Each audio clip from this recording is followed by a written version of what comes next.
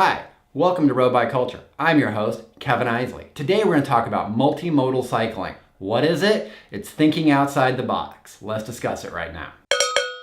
What is multimodal cycling? Well, it is basically saying you're going to go ride your bike really far, so far that you can't ride your bike back. Then you're going to hop on a train and you're going to take that back. You're taking two modes of transportation. It is an amazing way to go. It's not the same thing as getting into your car, driving somewhere, going for a bike ride, getting back in your car and coming back. That is technically multimodal cycling, but it's not what we're getting at here. Today, I really want to emphasize thinking outside the box when you think of your bike rides. Right before my wedding, my two best men decided for my bachelor party that this was going to be an event. What did they do that was so awesome? They rented a private twin-engine plane with a pilot and they flew us to Klamath Falls, Oregon from Novato, California. That was awesome. The flight was amazing, totally fun flying right by Mount Shasta, which is a massive mountain. We landed at the airport, got on our bikes, went for a 60-mile bike ride, came back, got on the plane, drank some beers. It was so much fun. The other bike ride that we do with my bike club every year, it's our annual bike ride, is we ride from Emeryville, California to Davis, California. That's about 101 miles.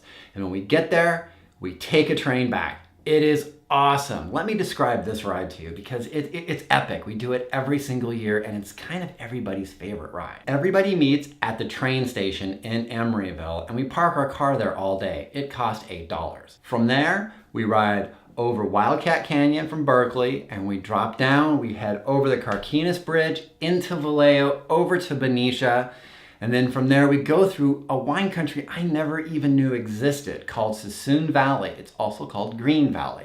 This is beautiful country that you don't see when you're driving down Interstate 80. Yeah, there is some flat farmland there that's kind of unattractive at the very end, and it's later in the day and it's really windy at that point. But still, it makes for an adventure. Then once we get to Davis, we always go to this place called Burgers and Brews. They have great hamburgers and really good beer. Of course, after 101 miles, almost any hamburger might taste pretty good and beer is always well deserved. Burgers and Brews is about 4 blocks from the Amtrak station. So it's a quick ride, you can have a couple of beers, stay pretty safe, and get on that train. Hour-and-a-half train ride back to your car, drive back into the city. This is an adventure. So no matter where you live, you can map out this kind of a ride to do with your friends. Believe me, if you bring it up in a conversation, no one's gonna think you're crazy. They're gonna think it's the awesomest thing ever. They're gonna be like, yes, why haven't we been doing this?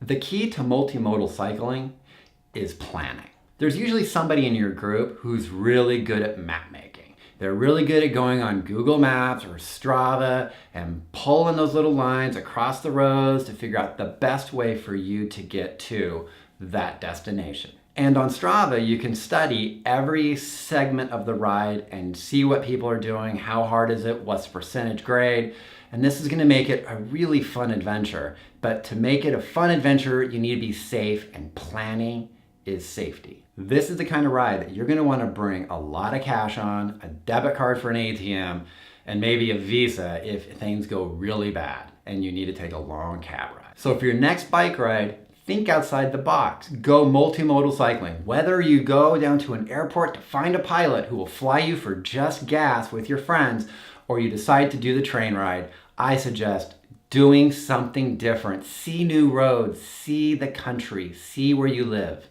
and enjoy the ride. Well, I think that just about covers it. Multimodal cycling, whether it's by planes, trains, or automobiles. And if you like this episode, please subscribe to my channel. I'm on Twitter, I'm on Facebook, I'm on Instagram. I'm everywhere. And until the next time, I hope to see you out there on the road.